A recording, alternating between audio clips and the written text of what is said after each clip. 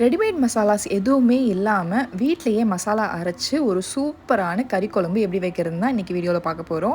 இந்த கறி குழம்பு என்னோட ஸ்பெஷல்லாம் இல்லைங்க, என் நாத்தனார் சூப்பராக செய்வாங்க. அளவாக கரெக்டாக மசாலா அரைச்சி இந்த குழம்பு மட்டும் வச்சு பாருங்களேன், வீட்டில் இருக்கவங்க எல்லாரும் உங்களுக்கு அடிமை தான் போங்க. அதுக்கப்புறம் இன்றைக்கி இந்த வீடியோவில் கூட நான் சமைக்க போகிறதில்ல, என்னோட சிஸ்டர்ல தான் சமைக்க போகிறாங்க. ஒரு கடாயில் 5 டேபிள் ஸ்பூன் அளவுக்கு வர மல்லி ஆட் பண்ணிவிட்டு நல்லா வறுத்து விடுங்க. அது வறுப்பட்டு வந்துட்டு இருக்கும்போதே 9 காஞ்ச மிளகா ஆட் பண்ணிக்கோங்க. உங்கள் காரத்துக்கு ஏற்ற அளவுக்கு நீங்கள் மிளகா அட்ஜஸ்ட் பண்ணிக்கலாம்.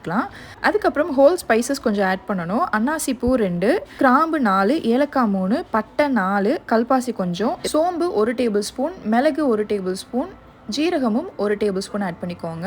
கொஞ்சமாக நம்ம வீட்டில் சாப்பாட்டுக்கு யூஸ் பண்ணுவோம்ல, அந்த அரிசி ஒரு டேபிள் ஸ்பூன் அளவுக்கு ஆட் பண்ணிக்கோங்க. கசகசா இது ஒரு டீஸ்பூன் மட்டும் ஆட் பண்ணிக்கோங்க. கசகசா நிறைய ஆட் பண்ணிட்டீங்கன்னா டேஸ்ட் மாறிடும், பார்த்து ஆட் பண்ணிக்கோங்க. இது எல்லாத்தையும் நல்லா வறுத்துட்டு ஆற வச்சுட்டு ஒரு மிக்ஸி ஜாருக்கு ட்ரான்ஸ்ஃபர் பண்ணி நல்லா ஃபைன் பவுடராக அரைச்சிக்கோங்க. தண்ணிலாம் சேர்க்கக்கூடாது.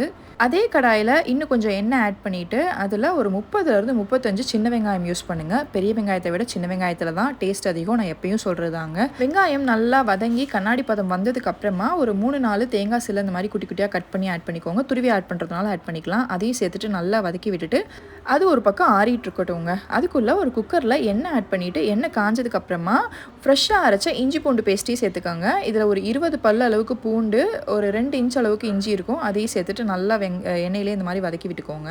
இஞ்சி பூண்டோட பச்சை வாசனை போனதுக்கப்புறமா கொஞ்சமாக கருவேப்பிலை ஆட் பண்ணிவிட்டு தக்காளி 2 ஆட் பண்ணிக்கோங்க.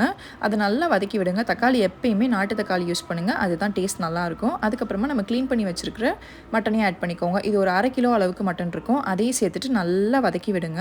அதுக்கப்புறம் இந்த டிஷ்க்கு தேவையான அளவுக்கு உப்பும் சேர்த்துக்கோங்க. நாங்கள் எப்பயுமே கல்லுப்பு தான் யூஸ் பண்ணுவோம்.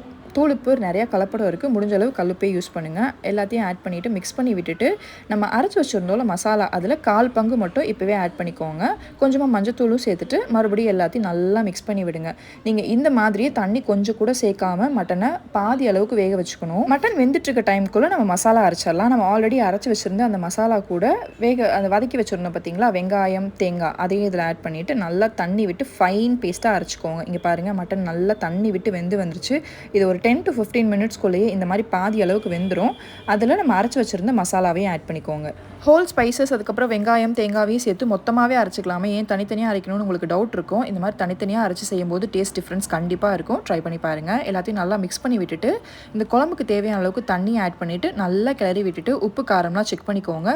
இந்த ஸ்டேஜில் சப்போஸ் உங்களுக்கு காரம் கம்மியாக இருக்க மாதிரி இருந்துச்சுன்னா கொஞ்சமாக பெப்பர் தூள் மட்டும் ஆட் பண்ணிக்கோங்க. மூடி போட்டு ஒரு 6 to 7 விசில்ஸ் வரைக்கும் விட்டிங்கன்னா நல்லா சூப்பராக மட்டன் பஞ்சு மாதிரி வந்துடும். இது அப்படியே இட்லி ஆர் சாதத்தில் போட்டு சாப்பிட்டு பாருங்கள், வேறு லெவல் டேஸ்ட்டில் இருக்குங்க. சீரியஸ்லி இது ரொம்பவே சூப்பரான ரெசிபி. அதனால தான் என் நாத்தனாரை செய்ய சொல்லி உங்களுக்கு ஷேர் பண்ணியிருக்கேன்.